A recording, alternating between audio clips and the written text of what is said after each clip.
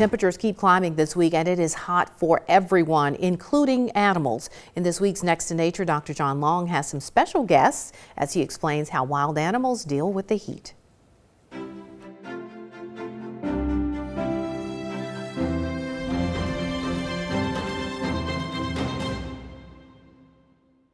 All right, welcome back to Next to Nature this week, everybody. Joining me, Dr. John Long, as always. And this week, some special guests, his daughter Mary, and there's Knox. And you may be able to hear Knox. It's certainly the dog days of summer, you might say. And there are certain things that we, all of us can do to help our pets stay healthy this time of year, right? Right. So as far as domestic animals are concerned, obviously we need to be watching for heat stress, such as he's had water, but you can tell he needs some more with the tongue hanging out and heavy panting. And so we can take care of our domestic animals, but do we ever think about the wild animals that are out there, how they deal with the heat of summer?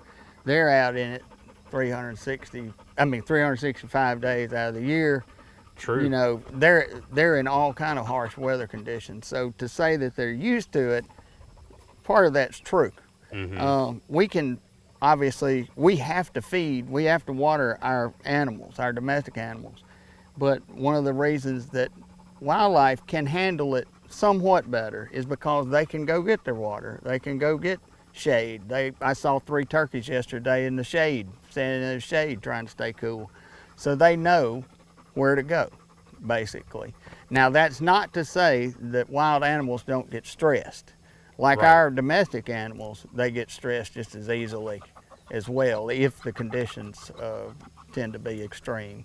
Yeah, I was going to say, because if something happened, like one of these ponds were to dry up, this is a huge water source for wildlife all throughout. Right. In this area in particular, this is used by a lot of animals. Diverse wildlife is found here because it is a main water source in this area. You'll see anything from shorebirds, you'll see wild turkeys, you'll see deer. Just a lot of things use this as a central source of hydration.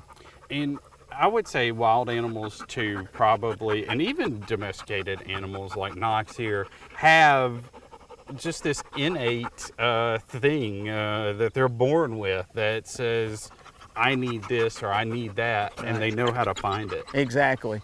They have to key in on things just like we do. You know, we know where the water faucet is. We know where restaurant is to get something to eat.